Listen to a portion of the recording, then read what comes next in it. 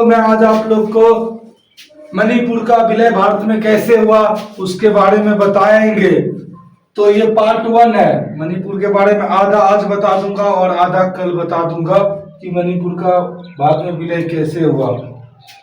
तो देखिए, जब भारत के स्वतंत्रता से पहले मणिपुर ब्रिटिश काल में क्या था जी, एक रियासत था। समझे, स्वतंत्र रियासत था, वहां राजा शासन कर रहा था। समझे, तो ब्रिटिश शासन के समय मणिपुर एक रियासत था। समझे, भारत में 3 को बड़ा बड़ा रियासत था, एक हैदराबाद और एक मणिपुर और एक जम्मू कश्मीर। और 1947 में भारत के स्वतंत्रता यानी 15 अगस्त 1947 को भारत आजाद हुआ। तो मणिपुर का भारत में विलय एक महत्वपूर्ण ऐतिहासिक घटना रही, क्योंकि इतना बड़ा रियासत भारत में मिलेगा तो भाई ऐतिहासिक घटना होगा ही, जिससे भारत की राजनीति एकता और मजबूत हो गया। भारत का क्षेत्रफल तो बढ़ा और राजनीतिक एकता भी मजबूत हुआ मणिपुर का भारत में विलय से। तो ब्रिटिश काल में भारत की स्थिति, ब्रिटिश काल में मणिपुर का स्थिति जान लेते हैं।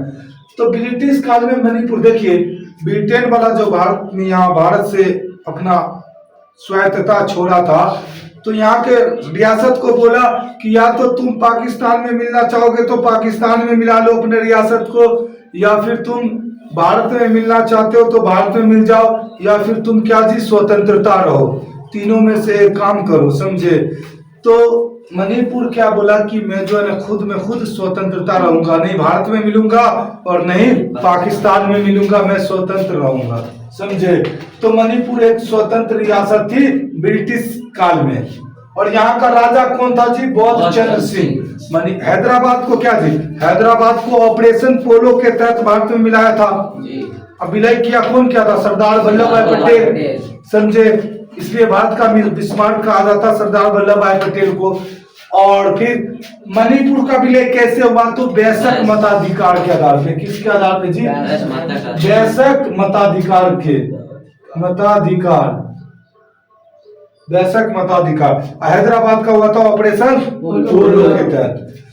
अब ब्रिटिश शासन में मणिपुर को आंतरिक स्वायत्तता प्राप्त थी, यानी आंतरिक स्वायत्तता इसको मणिपुर को प्राप्त थी। अब देख लेते हैं ये ब्रिटिश काल में मणिपुर का स्थिति देखिए। अब देख लेते हैं 1947 के बाद मणिपुर की स्थिति। तो 15 अगस्त 1947 को भारत स्वतंत्र हुआ, भारत आजाद हुआ। अब मणिपुर ने भारत के साथ एक इंस्ट्रूमेंट ऑफ एसेशन यानी परिवहन पत्र पर हस्ताक्षर किया। कौन, बौद्ध चंद्र सिंह, वहां का राजा। परिवहन पत्र पर हस्ताक्षर किया। और ये पत्र यानी इसको मैग्ना कार्टा बोला जाता है मणिपुर का। इसके अनुसार, इसके तहत रक्षा, मणिपुर का रक्षा की जिम्मेदारी और विदेश नीति और संचार भारत के अधीन आ गए। किसके तहत जी, इंस्ट्रूमेंट ऑफ एसेशन यानी परिवहन पत्र पर हस्ताक्षर के बाद मणिपुर का रक्षा और विदेश नीति और संचार किसके अधीन आ गया, भारत के अधीन आ गया। लेकिन मणिपुर की आंतरिक प्रशासनिक स्वतंत्रता बनी रही। समझे, ये तीनों चीज भारत के पास आ गया। लेकिन मणिपुर का भारत में पूर्ण विलय कब हुआ जी, तो 21 सितंबर 1949 को महाराजा बौद्ध चंद्र सिंह ने विलय समझौते पर हस्ताक्षर किया। विलय पत्र पे क्या किया जी, हस्ताक्षर किया। और मणिपुर को भारत का भाग सी राज्य बना दिया गया। भाग सी मतलब विशेष राज्य का दर्जा दिया। समझे, तो कहेगा कि उत्तर पूर्वी भारत में स्थित मणिपुर संविधान के कौन से भाग में स्थित है, तो भाग सी राज्य है। समझे, तो इसको विशेष राज्य का दर्जा दिया, भाग सी राज्य बनाया गया। किसको, मणिपुर को। तो मणिपुर भी एक अपने आप में बहुत ही रियासत थी। हैदराबाद के बाद यही बड़ी रियासत थी। समझे, यहाँ जो है ना भारत में मणिपुर का विलय जो है ना वैशक मताधिकार के, यानी वहां के युवा को बोला कि तुम लोग वोटिंग करो, तुम लोग भारत में रहना चाहते हो या खुद स्वतंत्र रहना चाहते हो।